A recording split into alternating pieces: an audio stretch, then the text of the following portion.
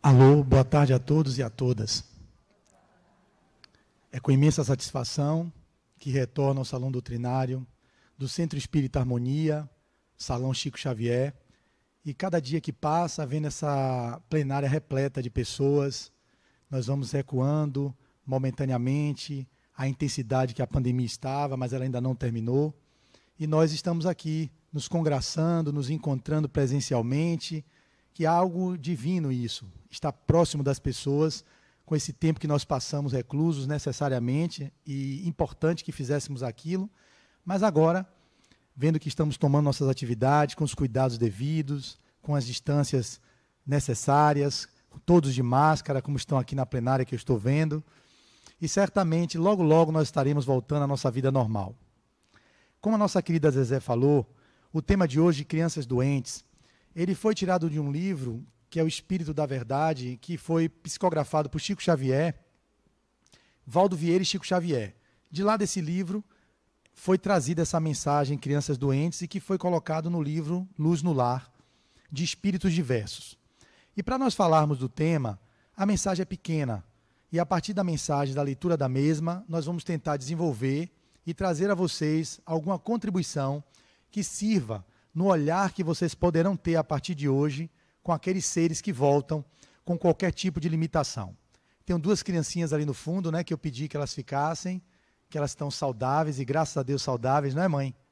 Que bom que elas estão quietinhas, elas não vão dar um pio que elas disseram, elas vão ficar ali só ouvindo, para que elas possam também ser um instrumento no futuro, quando estiverem se deparando, ou até agora no presente, com criancinhas que tenham limitações e que estejam doentinhas, vocês tenham um olhar para elas a partir da visão do espírito imortal que somos. Então a mensagem diz assim: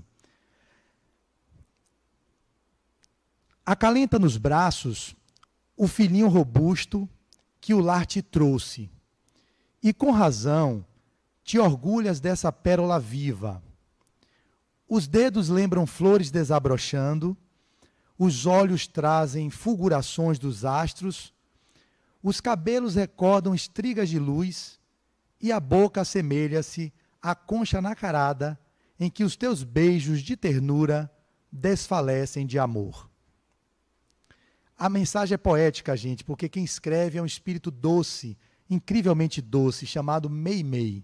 Quem não conhece, conheça esse espírito de candura, de ternura. As mensagens delas falam ao nosso coração de uma forma muito linda. Ela continua: guarda-o de encontro ao peito por tesouro celeste, mas estende compassivas mãos aos pequeninos enfermos que chegam à terra como lírios contundidos pelo granizo do sofrimento. Qualquer erro me corrija, minha linda Zezé, que ela escreveu com a letra belíssima dela, e eu estou aqui me arvorando a ler no celular, com a presbiopia da idade que avança, já não enxergando direito. Então, se na leitura eu titubear nas palavras, você me corrige aqui, ao mesmo tempo. Tradução simultânea, tá bom? Como lírios contundidos pelo granizo do sofrimento. Para muitos deles, o dia claro ainda vem muito longe. São aves cegas que não conhecem o próprio ninho, pássaros mutilados, esmolando socorro em recantos sombrios da floresta do mundo. Às vezes, parecem anjos pregados na cruz de um corpo paralítico, ou mostram no olhar a profunda tristeza da mente anuviada de densas trevas. Há quem diga que devem ser exterminados para que os homens não se inquietem. Contudo, Deus, que é a bondade perfeita, nos confia hoje para que a vida amanhã se levante mais bela. Diante, pois, do teu filhinho aquinhoado de reconforto, pensa neles. São nossos outros filhos do coração, que volvem das existências passadas, mendigando entendimento e carinho, a fim de que se desfaçam dos débitos contraídos consigo mesmos. Entretanto, não lhes aguardes rogativas de compaixão, de vez que, por agora, sabem tão somente padecer e chorar. Olha que parte importante da mensagem.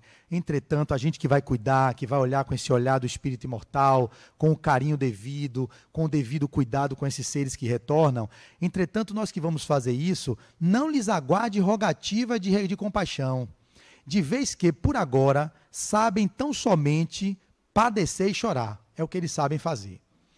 Enternece-te e auxilia-os quanto possas, e cada vez que lhe ofertes a honra de assistência ou a migalha de serviço, o leito agasalhante ou a lata de leite, a peça de roupa ou a carícia do talco, perceberás que o júbilo do bem eterno te envolve a alma no perfume da gratidão e na melodia da bênção. Meimei. Li direitinho, não foi? Celular bonitinho, entrou as mensagens no meio, ficou na frente, eu empurrei para o lado, fui me virando nos 30 aqui, com a mão só e a outra segurando. É isso mesmo, a gente vai fazendo aqui o que é possível. Então, na perspectiva do que foi lido, eu vou dar algumas referências para vocês, porque o interessante de uma palestra é apenas uma exposição de 40 minutos, 45 minutos, a gente vai pincelar o tema para provocar vocês a irem nas fontes. A gente citou as fontes, o Espírito de Verdade, de Chico Xavier, com Valdo Vieira e Chico psicografaram, o Luz no Lar, que é a referência de todas as sextas-feiras, salvo engano, né, Zezé? Do ano inteiro. Mas tem outras obras importantíssimas para vocês que têm filhos doentes, filhos com deficiências, ou conhecem alguém. Um desses é o livro de Hermínio de Miranda, Nossos Filhos São Espíritos. Este é um best-seller da literatura espírita. Lá dentro vocês vão ter um capítulo que é chamado Filhos Deficientes. Então, já traz aqui uma grande contribuição na literatura. Um outro livro que eu recomendo é o do Ricardo de Bernardi, um médico, que escreveu esse outro best-seller chamado Gestação, Sublime Intercâmbio. Ele vai trazer as mais variadas explicações do que acontece no processo dos abortos espontâneos, das crianças chifópagas, dos processos de doenças congênitas, doenças que a pessoa já vem com elas, as doenças chamadas genéticas e que já estão estabelecidas congenitamente. Então, vocês têm aqui uma referência muito interessante, que é no livro de Ricardo de Bernardi. Fala sobre bebê de proveta, fala sobre gestação gemelar, fala sobre aborto provocado inconsciente pela mãe, aborto provocado pelo próprio espírito reencarnante, que recua na prova que vai enfrentar. Então, um vasto material para todos vocês que são pais, que vão ser pais, ou que já foram pais e são avós, e que querem instruir os jovens de hoje e a nossa juventude que precisa ter essas informações. Eu vou citar o livro, que é um livro que eu acabei de ler recentemente, né? Um livro que é um dos referenciais, que é O Problema do Ser, do Destino e da Dor. Lá vai ter muitas falas falando sobre as crianças prodígios e vai ter também falando sobre a dor e o sofrimento daqueles que voltam com algum tipo de anomalia, com algum tipo de problema, e na visão da perspectiva do espírito imortal, a nossa compreensão se torna muito mais ampliada do que os materialistas que acham que a vida começa na concepção e que a vida termina na morte do corpo físico. Então, por isso que o Espiritismo é uma doutrina que consola os corações. Eu vou ter outro livro que eu terminei de ler semana passada, que é um livro lindo, lindo. Eu realmente não conhecia, fui presenteado, poucos no movimento espírita conhecem, que chama-se Memórias do Padre Germano, de Amália Domingos Soler. É um livro muito bonito de um padre que viveu aqui, lá na Europa, todas aquelas relações que ele viveu com a Igreja Católica, e na sua história ele vai trazer a experiência da oração das crianças, vai trazer o relato de crianças com sofrimento, o relato de uma criança que nasceu com um problema, que foi rejeitada pelos pais, nasceu completamente deformada, vai falar de crianças que foram jogadas ao mar pela mãe que teve ela e ao mesmo tempo rejeitou, pelo contato das reminiscências do passado, da relação que os dois viveram. Então, tudo isso fala do tema das crianças doentes. Mas ficamos com o Evangelho segundo o Espiritismo, que é a base de referência de onde a mensagem criança doente foi retirada, no livro que eu citei, de Valdo Vieira e Chico Xavier, que é o capítulo 8, que é o mais fácil de vocês terem acesso, que vai falar sobre bem-aventurados os que têm puro coração. E o que é que diz esse capítulo? Vai dizer o seguinte: bem-aventurados, deixai vir a mim as criancinhas. E aí no Evangelho de Mateus ele diz: bem-aventurados os que têm puro coração, porque verão a Deus. Então apresentaram-se-lhe umas criancinhas para que lhes tocasse, e como seus discípulos repreendessem com palavras rudes os que as trouxeram, Jesus, ao ver isto, zangou-se e disse-lhes: deixai vir a mim as criancinhas, não impeçais, porque o reino dos céus é para os que a elas se assemelham. Olhe bem, é para os que a elas se assemelham. As criancinhas que estão ali são espíritos. Ele não diz que tem que ser elas, que se assemelham ao que as crianças trazem de contribuição, vai ser explicado mais à frente, para vocês entenderem onde eu vou chegar. Então, continua. Em verdade vos digo, todo aquele que não recebeu o reino de Deus como uma criança, não entrará nele. E abraçando-as, abençoou-as, impondo-lhe as mãos. São Marcos, capítulo 10, versículo 13 a 16. E o tópico que originou crianças doentes é o que vem agora, bem pequeno, que eu vou ler para vocês. Tópico 3. A pureza de coração é inseparável da simplicidade e da humildade. Ela exclui todos os pensamentos de egoísmo e de orgulho. É por isso que Jesus toma a infância como símbolo dessa pureza, como já a tomara para símbolo da humildade. Essa comparação poderia parecer injusta se considerar que o espírito de uma criança pode ser muito antigo e que traga, ao renascer, na vida corporal, as imperfeições de que não se depurou nas existências anteriores. Olha aí, ele pode trazer no corpo as imperfeições das quais ele não se depurou nas existências anteriores. Só um espírito que alcançou a perfeição poderia ser modelo de verdadeira pureza. Todos os outros que aqui se encontram, em maior ou menor grau, são espíritos comprometidos com a lei. E isso é fato. Espíritos raros foram os que reencarnaram no mundo que foram puros. O único que a gente conheceu foi Jesus, puro. Veio puro.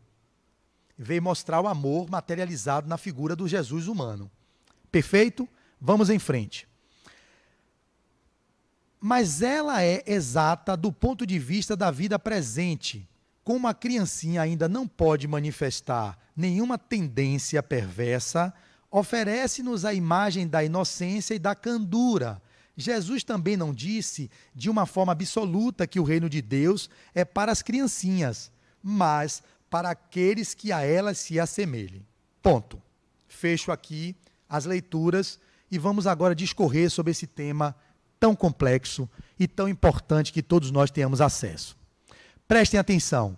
Quando a gente lê e percebe, pode ser injusto aos olhos dos homens ver crianças que nascem cegas de nascença, nascem surdas de nascença, nascem com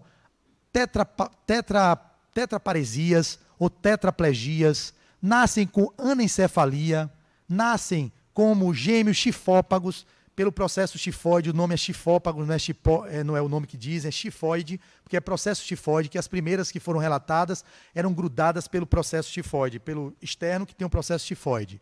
Crianças tifoides, chifópagas, crianças que nascem com hidrocefalia, crianças que nascem com microcefalia, crianças que nascem com paralisia cerebral, por às vezes irresponsabilidade dos pais ou por irresponsabilidade da equipe de saúde.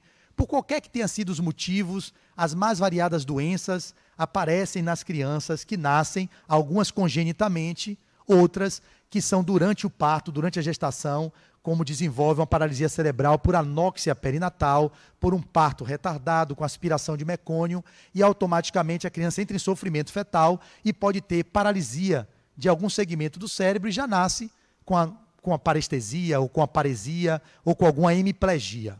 Então, existem também as crianças que já nascem com síndrome de Down, existem crianças que nascem com várias síndromes, as variadas síndromes que tem aí. Eu tive uma sobrinha que nasceu com a síndrome rara e desencarnou, que ela possa receber as nossas vibrações de amor, uma síndrome chamada, poucos de vocês conhecem, Patal.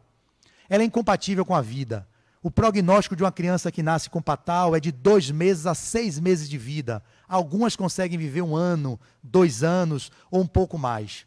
As anencéfalas, que a legislação permite que faça o aborto de anencéfalos, já chegou a viver anencéfalos 2 anos. E por isso que nós somos contra ao aborto, exceto quando há comprometimento da vida da mãe.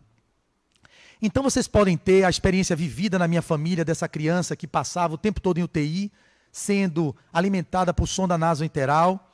vivendo estados de broncoaspiração repetitivas, infecções pulmonares, e meu irmão Marcos e minha cunhada Poliana tiveram o prazer de gestar e de viver a paternidade por 2 meses. E essa criança poderia viver pelos pais, eles queriam que ela vivesse, mesmo com as limitações que ela ia viver, completamente restrita, talvez ao leito, sem capacidade cognitiva, sem capacidade articular, sem capacidade de andar, e por aí vai. Então a gente pode imaginar que Deus, que seria esse, que é todo bondade, amor, justiça, onipresença, onisciência, poderia criar filhos, já que nós somos criacionistas e evolucionistas, os espíritas não são contra o criacionismo, e os espíritas não são contra o evolucionismo. Nós acolhemos as duas vertentes, a Charles Darwin, que a gente evolui, as espécies evoluem, ok, e nós acreditamos que Deus é o Pai, é o Criador, a consciência incausada, a inteligência suprema, criou a vida. Partindo da premissa que Deus é o nosso Pai, e aqui poucos que estão deverão ser ateus, ou que acreditam só que a matéria é que determina a realidade, então na premissa de que Deus é amor, ele jamais poderia criar filhos que viessem fadados a viver uma única existência no sofrimento e na dor. No livro de Leon Denis, ele vai falar que o problema do ser, do destino e da dor, ele nos traz uma passagem que é interessante que eu leia. Fundamentalmente considerada, a dor é uma lei de equilíbrio e educação. Sem dúvida, as falhas do passado recaem sobre nós com todo o seu peso e determinam as condições de nosso destino. O sofrimento não é, muitas vezes, mais do que a repercussão das violações da ordem eterna cometidas, mas, sendo partilha de todos, deve ser considerado como necessidade de ordem geral, como agente de desenvolvimento, condições do progresso. Todos os seres têm de, por sua vez, passar por ele. Sua ação é benfazeja para quem sabe compreendê-lo, mas somente podem compreendê-lo aqueles que lhe sentiram os poderosos efeitos. É principalmente a esses, a todos aqueles que sofrem, têm sofrido ou são dignos de sofrer, que dirijo essas páginas. É o capítulo chamado Dor, do livro O Problema do Ser, do Destino e da Dor, que também recomendo que vocês leiam. Então, todos nós que vivemos esses tipos de situações, as crianças especificamente que são dodóis, elas estão, de alguma sorte, se ajustando à lei de causa e efeito, à lei de ação e reação, e hoje a lei da física moderna, a lei das probabilidades e das possibilidades. Porque é verdade que nós não temos que viver a lei de Talião, do olho por olho, dente por dente, com ferro fere, com ferro será ferido, porque isso foi da primeira revelação das leis de Moisés. Nós tivemos Jesus que trouxe a lei do amor, trazendo a segunda revelação, e que mostrou que fora do amor não há salvação, deixando claro que amarás a teu Deus acima de todas as coisas e ao próximo como a ti mesmo, que certamente se seguir esses preceitos, nós conseguiríamos alcançar a bem-aventurança. O Espiritismo chega em 18 de abril de 1857, com a sua primeira edição do Livro dos Espíritos, sendo o consolador prometido por Jesus, que nos trouxe esse grande bálsamo que suaviza nossas almas, mostrando que nós vivemos ontem, vivemos hoje e viveremos no futuro. Então, todas as crianças que nascem, elas são espíritos que vêm jornadeando do átomo ao arcanjo, que um dia serão arcanjos, seremos anjos. Mas enquanto não alcançamos a bem-aventurança e a plenitude, que é o nosso fanal, passaremos por algumas provações e algumas expiações. Algumas estatísticas apontam que no mundo, hoje, 80% das pessoas que vivem no mundo vivem expiação, 20% prova. Para isso, vocês precisam entender o que é prova e expiação. Prova, toda pessoa que está expiando passa por uma prova, mas nem toda prova é uma expiação. Eu exemplifico. Chico Xavier, que deu nome a esse auditório, ele deve ter vivido provas acerbas, com a sua cegueira, com a sua dificuldade respiratória, com a sua catarata precoce. Certamente o espírito em prova, porque ele vivia talvez um degrau para avançar para um novo patamar que deverá ser a encarnação futura. Outros tantos que passaram por aqui, Irmã Dulce, provavelmente vivia prova, com um pulmão só, vivendo aquela sua santidade, a sua entrega aos espíritos que estavam, os filhos do Calvário, provavelmente prova. Mas outros que vemos, como nós, atrasados, que passamos por um sofrimento, às vezes espiamos. O que é espiar? É você passar por algum tipo de dificuldade, por alguma coisa que você precisa expurgar do corpo. E essa lei, ela é imutável, não é uma lei de castigo nem de punição. Deus criou leis, lei de amor, de justiça e de caridade. Nós nos desviamos dela, pelas escolhas que fazemos o tempo todo com livre-arbítrio. Quando nós passamos a escolher, nós temos que semear, a semeadura é livre, mas a colheita é obrigatória. Não leiam isso como uma lei inexorável de um Deus punitivo, antropomórfico, que castiga, que pune seus filhos. Nós não pactuamos com esse Deus. Nosso Deus é o Deus de amor, que Ele dá possibilidades de novas escolhas. A gente pode escolher um caminho do amor, porque o amor que tens apaga a multidão de pecados, entre aspas, pecados, que é armátia, que é errar o alvo. Errar o alvo significa que todos aqui erramos. Quem não erra? Como dizia Jesus, quem dentre vós não tiver se equivocado, que atire a primeira pedra na mulher adúltera. Todos, em maior ou menor grau, nos equivocamos. Ponto. Então, nesse movimento que nós estamos vivendo, e que certamente as crianças que chegam com esses problemas, elas também viveram, elas passam por expiações, muitas delas por expiações. Algumas não, algumas são provas. Algumas também não são nem prova nem expiação, algumas são missão. E aí vocês podem dizer, como assim? Eu não consigo identificar qual a criança que está em prova, está em expiação e missão. Mas um detalhe que pode fazer vocês perceberem, são crianças que, mesmo com as dificuldades, você vê pessoas aí que passaram, tem uma pessoa do interior, que ele escreve o livro com a boca, ele tem uma patologia que eu até vi na faculdade, eu esqueci o nome dela agora, mas é uma patologia que acomete todas as articulações e cartilagens, ele tem o pescoço virado para trás. Eu não sei se ele é prova, expiação ou se é missão. O que é fato é, ele é resignado com o que ele vive. Ele consegue ter a alegria de viver. Ele já fez palestra na Mansão do Caminho, lá com o Divaldo Franco. Ele deu uma palestra para o público. E o que ele passa, se for uma persona, é uma persona bem estruturada. Ele passa uma alegria na limitação física que ele vive.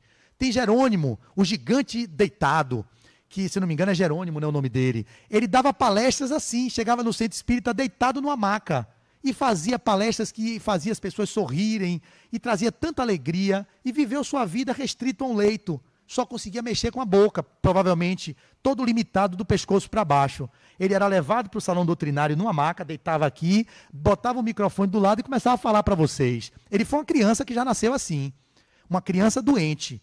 Mas que criança é essa? Que as duas exemplificações que eu trouxe, eles estão espiando, eles estão em prova, ou eles são missionários? Eu não sei. O que indica é que quando você tem uma resignação, uma resiliência, que você percebe crianças em estado de sofrimento, e elas demonstram uma certa jovialidade, uma alegria de viver, ali você pode dizer que está sendo provada, está uma prova.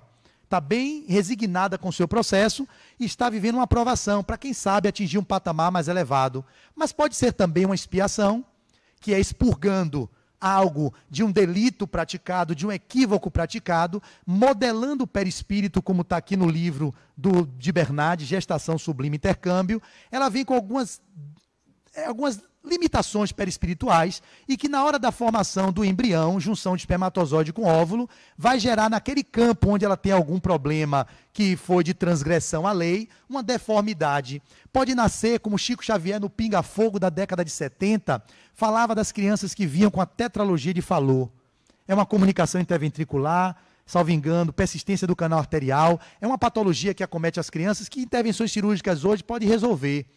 Mas essas tetralogias de Fallot, muitas vezes são crianças que deram tiro no próprio peito, segundo Chico Xavier, na década de 70, que não venham como leitura inexorável, que quem tem tetralogia de Fallot deu um tiro no peito. Eu não disse isso. Existem exceções que confirmam a regra. O Chico ele fala genericamente. Muitas crianças que vêm com asma e insuficiência respiratória já desde nascença, muitas delas morreram se enforcando. E aí voltam, porque destruíram o corpo perispiritual precocemente, e tem um resíduo de vitalidade, chegam num novo corpo e voltam com aquele período de vida, e voltam e vivem um tempo específico. Crianças que vêm com lábio leporino, que não são todas, repito, lá eu trabalhava na época no Irmã Dulce, no Centrinho. Lá o Centrinho era um lugar onde tinha muitas crianças com lábio leporino, e que era uma referência em cirurgias do lábio leporino. Então muitas crianças, não todas, que voltam com lábio leporino, elas tomaram ácido, tomaram algum tipo de veneno e destruíram seu tubo digestivo, a boca. O exemplo disso, a irmã Nair, de Divaldo Franco, que se suicidou por uma infidelidade do seu marido, está na biografia de Divaldo, vocês podem ler. Ana Land escreve isso também no livro dela, Divaldo, alguma coisa assim, não lembro bem o título. E ela vai dizer, Divaldo vai relatar, que Nair, ela volta, ela se suicida tomando cianureto, salvo engano. E ali desencarnou, jovem, porque não aceitou a infidelidade do marido, atentou contra a própria vida. É uma atitude que a gente diria que não é a mais adequada, né? Você cometer com a vida que foi um patrimônio que Deus nos deu, enfrentar com toda a resignação e resiliência é bem melhor do que tirar a vida e ter que retornar, ainda mais que nós sabemos que somos espíritos, que a gente não vai parar ali, vai diminuir o problema naquele corpo, no personagem, mas o espírito perdura com aquele sofrimento no plano espiritual. Ela retorna, a criança dodói, reencarna, e ele, lá na Mansão do Caminho, salvo engano, foi na Mansão do Caminho, ela transitava por lá, ela era feia, Givaldo fala na palestra dele, eu dou risada, oh, minha irmã veio feia demais, veio feinha, feinha, e olhava para mim e dizia, Edi, me chamava de Di, porque ela chamava ele de Di, Edi, eu vou viver pouco, né, Di? Eu vou viver pouco, né? Viveu, salvo engano, 8 anos, a 10 anos, salvo engano, desencarnou, voltou com uma deformidade no lábio, por causa do uso indevido do seu livre-arbítrio, atentando contra a própria vida. Então, muitas crianças que retornam, eu repito, todo o tempo eu estou insistindo, porque eu sei que aqui tem pessoas que têm crianças com síndrome de Down, tem pessoas que têm microcefalia, tem crianças na família que têm lábio leporino, não vão achar que essas crianças são pessoas que cometeram suicídio, ou que não é isso. Eu estou frisando o tempo todo. Tem pessoas que voltam, mas não necessariamente, muito exemplo que nós temos hoje em dia são as crianças autistas. Muitos autistas também, a gente tem visto na literatura, eles voltam, alguns livros que eu li de Manuel Flamengo de Miranda, como missão para mudar a nossa configuração genômica para a criança do futuro, ou para a raça do futuro que está nascendo. Nós vivemos isso na história, quando lá atrás, na época do Homo de Neandertal, onde espíritos que migravam de Capela, da constelação do Cocheiro, quem não leu, leiam, Edgar Armond, os exilados de Capela, eles mergulhavam no orbe terreno porque Capela, que era uma constelação, como hoje a Terra passa por um mundo de provas e expiações para um mundo de regeneração, Capela também precisava regenerar.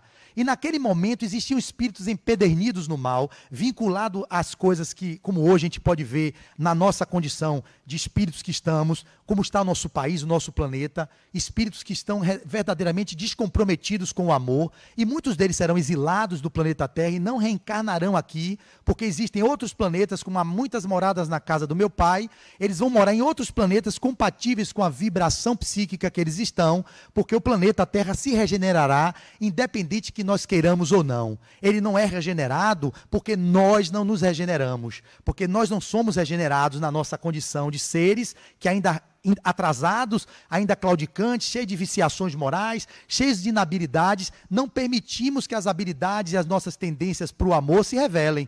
E por isso que o planeta não consegue regenerar-se. Regenerar significa o psiquismo da Terra, segundo Kardec, mundos primitivos, mundos de provas e expiações, mundos regeneradores, mundos felizes e os mundos celestiais ou angelicais, de onde Jesus veio para manifestar-se no mundo de provas e expiações, que é a Terra, que o amor é possível e que nós todos chegaremos lá, a partir das escolhas que fizermos e a vontade firme no propósito do crescimento, sem negar as sombras, sem negar aquelas mazelas, olhar para elas, acolhê-las e dizer, olha, eu sei que vocês existem, mas o que mais é possível para eu poder fazer vibrar a minha luz, para eu mostrar a minha capacidade, que eu trago também como centelha divina que sou. Esse é o nosso movimento que devemos trilhar. Então, esses seres que migravam de lá, que mergulhavam no orbe terreno, lá na época dos terrícolas, dos silvícolas, aqueles seres primitivos, eles faziam que o perispírito dos outros, que estavam no plano de mais avanço, intelectual, mas não moral, como a Terra hoje, nunca avançamos em ciência, em tecnologia, como no século XXI. Porém, moralmente, se você olha para um lado e para o outro, meu Deus do céu, como a gente deixa a desejar. Esses seres não vão ficar mais compatíveis, alguns com aqui. Aqueles que vão para o estádio de futebol, pegam barra de ferro e dá na cabeça do colega. Que violência. Pegam um vaso sanitário, como eu vi há 6 anos atrás, e vai lá para a arquibancada e joga para pegar nas pessoas que estão lá embaixo. Meu Deus, que primarismo. São godos, visigodos, astrogodos, hunos, que estão reencarnando como se a comporta dos infernos, como se fosse uma oportunidade. Vou abrir a cancela aqui dos infernos para esses espíritos reencarnarem, para mostrarem, meus irmãos, que vocês estão compatíveis com o progresso que o planeta precisa. Eles voltam e se comprometem, ficam vinculados àqueles movimentos do passado e repetem os padrões. E aí, como é que a lei faz? Olha, meu filho, dê a chance, porque Deus é amor, você volta para o planeta, mas continua do mesmo jeito. Tá brabo demais. Você volta com esse problema todo, vamos sair daqui da Terra? Tira da Terra. e aí reencarna em um planeta compatível com a vibração dele, às vezes um inferno. Os exilados de Capela, quando vieram para cá, era um verdadeiro inferno. Eles tinham e-mail, eles tinham WhatsApp, eles tinham avião, eles tinham trem, eles tinham metrô. Mas aí como é que vai viver lá no homem de Neandertal sem nada disso? A mulher toda peluda, o homem todo peludo, para beijar uma mulher cabeluda. Deve ser um negócio bem primitivo, aqueles que viviam lá, aquele futuro que era da nossa condição humana que estamos aqui.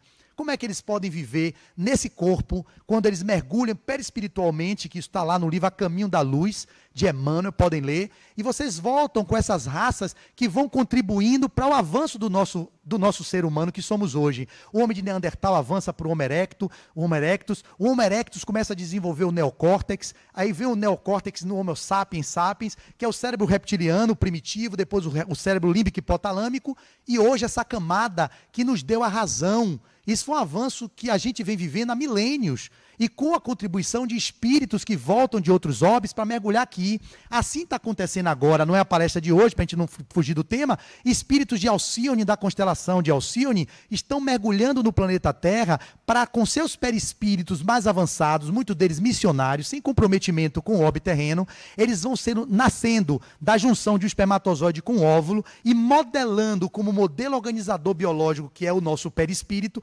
modelando os embriões novos para a nova raça que surge.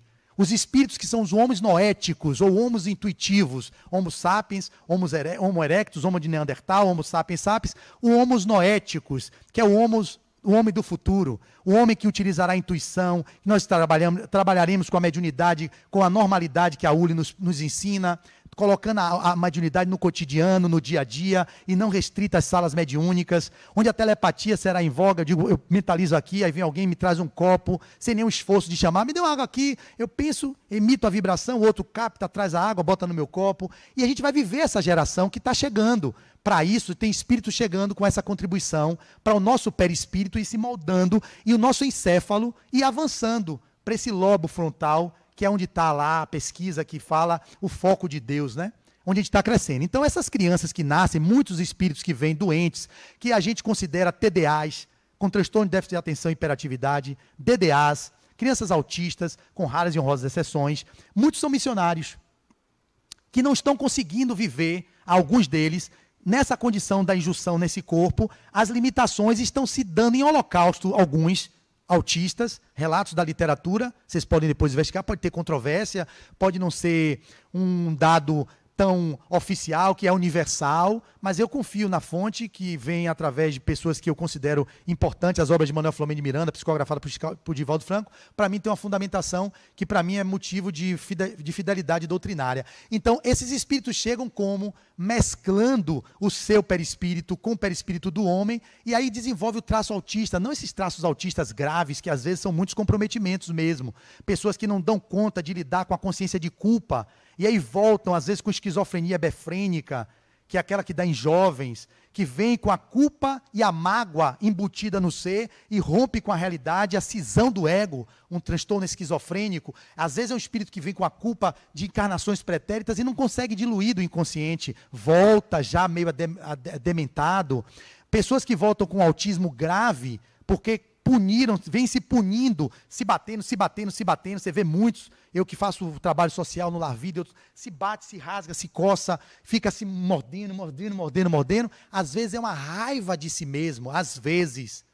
Tudo que eu falar aqui são hipóteses, com base na literatura e alguns relatos que a gente tem, mas que é muito provável que seja. Então a raiva dele mesmo, por ter cometido delitos que não se perdoou, mergulha no corpo e volta se punindo e se afasta da realidade. Alguns transtornos de problemas psiquiátricos vêm com que é a síndrome de Down, pessoas às vezes, que abusaram do livre-arbítrio no que diz respeito à inteligência, deformam a trissomia do par 21, da síndrome de Down, vai gerar uma disfunção que fica um pouco alheio, às vezes o uso e o abuso da inteligência. E aí, como probabilidades e possibilidades, ele poderia escolher de outra forma vir Eu, por exemplo, eu pude escolher vir de uma forma que é cuidar das pessoas ao invés de vir deficiente. Se no passado eu tratei mal, eu maltratei, eu mutilei, eu decapitei, eu arranquei braço dos outros, eu não preciso vir com um braço cotoco, nem com a perna amputada. Eu posso escolher vir como fisioterapeuta, como terapeuta ocupacional, posso vir como fisiatra, como alguém que cuida de pessoas deficientes, e você se resgata com a consciência de culpa, com o amor. Porque o amor que vocês têm apaga a multidão de pecados. Você pode ter uma leva de equívocos. Por amar, vocês anulam todos esses equívocos. Então as leis, elas não são imutáveis no sentido de inexoravelmente, se você amputou, vai ser amputado. Não assim. Então as crianças doentes são verdadeiras formas de contribuição que Deus nos oportuniza e nos traz como exercício da compaixão e do amor, da paciência, da resignação, da resiliência. Quantas mães que a gente percebe no nosso trânsito nas terapias, a gente percebe a dedicação extrema de mães que são verdadeiras santas, em ver filhos, que eu vi um que acompanha desde a casa de oração Bezerra de Menezes, que eu vi pequeno, o menino não fica quieto e se bate o tempo todo, ele me via assim, eu digo, olha, não vem para cima de mim não, porque eu converso com ele como espírito, eu não falo com ele com o cérebro que está embotado, eu falo com o espírito imortal que ele é. Eu digo, não, comigo não, ele me olhava assim, aí com a mãe ele puxava o cabelo, não bata nela não, porque eu gostava, né, de entrar, eu sempre gosto na rua, os esquizofrênicos, as pessoas que têm problema mental, eu adoro, não é que eu adore, eu gosto de entrar no universo dele, da loucura, porque um louco entende outro louco. Então, como eu tenho minha loucura, na minha loucura eu consigo compreender a loucura do outro. E essa criança cresceu, eu vi no shopping outro dia, a mãe arrastando ele, um meninão grandão, e ela ali, há quase 20, 30 anos, com aquela criança nessa encarnação. Qual é o relacionamento que tem esses dois espíritos de um passado, para essa mãe se permitir viver isso de uma forma tão renunciante da própria vida, não tem marido, não tem nada, vive para o filho, se dedica àquela alma. E o que esse menino tem de comprometimento com essa mãe, que ela se dedica do jeito que se dedica, e qual a reconciliação que eles podem ter ou não quando saírem desse corpo no plano espiritual? Pode ser também que não, a mãe fique todo o tempo esbravejando, se queixando, e aquilo não foi para ela um motivo de crescimento, foi mais um perrengue que ela teve que enfrentar, que não contribuiu com o avanço dela na relação com aquele rebento. Então, meus queridos, para o tempo já se esvai, para tentar respeitar o tempo que a casa nos dá, 17h44, mais 3 minutinhos eu termino, a gente pode perceber que todos esses seres que estão conosco, e que muitos de vocês têm acesso, a minha sobrinha Mariana, eu olhava para ela assim, orando por ela, pedindo a Jesus que abençoasse aqueles 2 meses na terra ao nosso lado, que meu irmão e minha cunhada deram amor, e que uniu a família em volta daquele espírito que veio com aquela patologia tão rara. E a gente percebeu o exercício da fraternidade, do amor, do revezamento de minha mãe, de meu pai, de minha irmã, o nosso com Quito, que eu chamo de Quito, né, com minha cunhada Polly, a gente tentando dar o suporte para que ele pudesse atravessar aquele problema da forma mais leve possível, dentro do que não é, né, que é uma coisa muito pesada. Você tem uma filha que está fadada a morrer em 2 meses ou morrer em 6 meses, não deve ser fácil. Mas agora chegou outra filha, Juliana, já veio sem nenhum problema. Está lá Juju, minha sobrinha linda, e ela curtindo a filha dela, mas sabendo que ela é a segunda, porque a primeira foi Mariana. Mariana desencarnou. O que Mariana fez, o que Mariana deixou de fazer, nós não sabemos. O que sabemos é que Mariana foi um anjo na vida de nossa família. Foi um anjo que nos trouxe o exercício da compaixão, do amor, da resignação, da resiliência, da fé. A fé inquebrantável em Jesus. A gente exercitou o espiritismo na essência, a família toda espírita, vivenciando ali a realidade. Por que não fazíamos? Por quê? Para que essa criança veio assim? Qual o propósito dela na nossa família? Por que tão longo, tão curto período de tempo na paternidade de meu irmão e minha irmã? Por que de minha irmã e minha cunhada? Por que e para que isso aconteceu? O porquê denota uma queixa. O para que lhe leva para o mais, lhe leva para o espaço de expansão que vocês podem criar. Então todos vocês que porventura estejam vivendo no momento atual a dor de ter que conduzir um filho deficiente, uma filha deficiente, um neto, um vizinho, tem um olhar da compaixão, tem um olhar da solidariedade, da fraternidade, mas não um olhar da pena e da piedade, porque isso tira a oportunidade do ser que volta exercer aquilo que ele precisa em termos de, entre aspas, resgate da sua própria história. Se um espírito desse transita num corpo limitado, sai desse corpo e chega no além, ele pode ser recebido com palmas de louvor.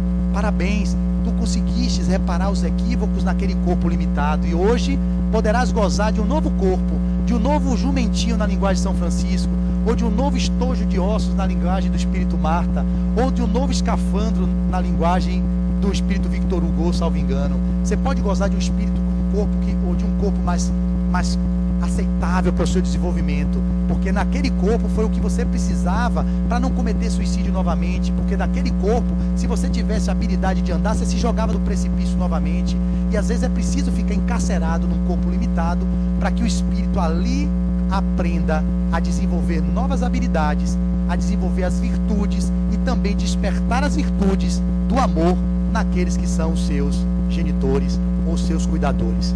E assim eu finalizo agradecendo a atenção de vocês, na esperança de que vocês possam se debruçar sobre a temática, com várias literaturas que estão postas, e apenas digo, fica a minha dica: amemos, porque o amor apaga a multidão de equívocos. Se aquele espírito é missionário, amando, ele vai cumprir sua missão de mostrar na dor que é possível, mesmo limitado, expressar o amor. Se ele é um espírito que está espiando, ele também vai conseguir, pelo amor depositado, fazer sua expiação de forma mais leve.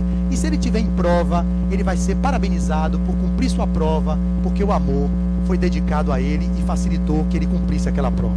Muito obrigado a todos, que Jesus abençoe a vocês, que a gente possa continuar nessa caminhada, amando-nos uns aos outros, como Jesus nos amou. Que assim seja. Vamos agradecer a Flávio pela sua disponibilidade de estar aqui conosco, compartilhando seus conhecimentos. E agora eu peço que vocês fiquem novamente numa posição confortável para a nossa oração final. Vamos elevar o nosso pensamento ao nosso Mestre Jesus, com um profundo sentimento de gratidão pela oportunidade de estarmos aqui, pela oportunidade de podermos aprender um pouquinho mais. Pai nosso que estais nos céus, ilumine nossos passos, hoje, amanhã e sempre. Que assim seja. Dentro de instantes, nós daremos prosseguimento com a visualização curativa e terapêutica da noite.